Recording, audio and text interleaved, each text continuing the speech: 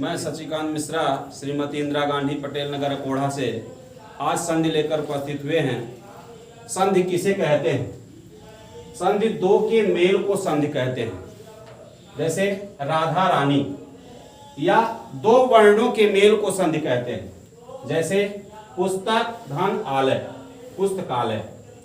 आइए हम इसके प्रकार को बताते हैं। संधि कितने प्रकार के होते हैं? संधि 3 प्रकार के होते हैं। जैसे पहला स्वर संधि, दूसरा व्यंजन संधि, तीसरा विसर्ग संधि। जैसे स्वर संधि को दूसरे नाम से भी जानते हैं, अच संधि, और व्यंजन संधि को हल संधि भी कहते हैं। अब हम सबसे पहले ये लेते हैं कि स्वर संधि कितने प्रकार के होते हैं। स्वर संधि के कई भाग हैं। जैसे दीर्घ संधि नंबर 1, नंबर 2 गुण संधि, नंबर 3 वृद्धि संधि, नंबर 4 यण संधि, नंबर 5 अयाज संधि, और 6वां पूर्व रूप संधि होता है।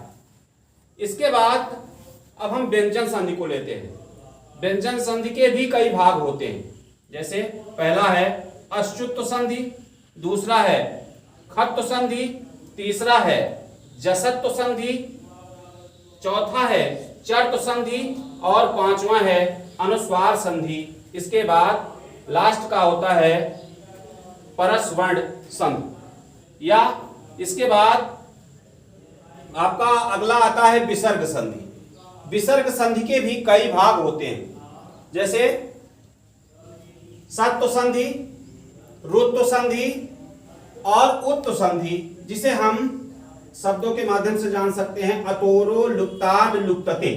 और चौथा है उत्व संधि, जिसे हम हस्त च कहते हैं।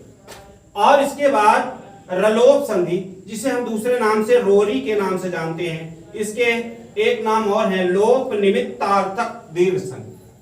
और 6वां है यलोप संधि।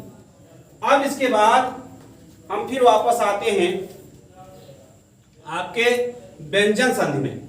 व्यंजन संधि के जसत्व संधि में 2 भाग होते हैं, पदांत जसत्व संधि और अपदांत जसत्व संधि। इसके बाद हम अगले दिन आपको स्वर संधि, जिसे दूसरे नाम से अच संधि के बारे में बताएंगे।